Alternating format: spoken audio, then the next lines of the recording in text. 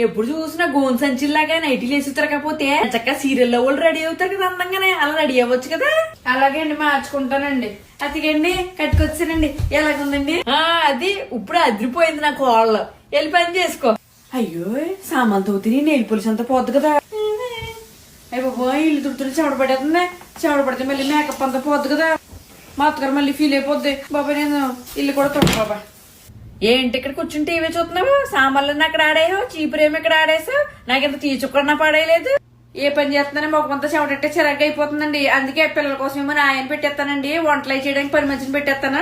నేను ఎంత చక్కని మీరు చెప్పినట్టుగా ఇలా రోజు రెడీ అయ్యి కూర్చుంటానండి. మళ్ళీ మీ మాట వెళ్ళలేదనుకో మళ్ళీ మా ఎందుకు చెప్తారండి మీ ఆవిడ నా మాట అంటలేదని. నాకు ఎందుకంటే బాధ. ఎంత చక్కని రెడీ అయ్యి కూర్చుంటానండి. ఇలాగా నాకు చాలా పని నచ్చిందండి. మీ మాటే నా మాట.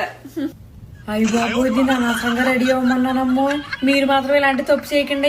ఏ కోడలైనా పేడ తట్ట నైట్లు వదిలేసి మంచిగా రెడీ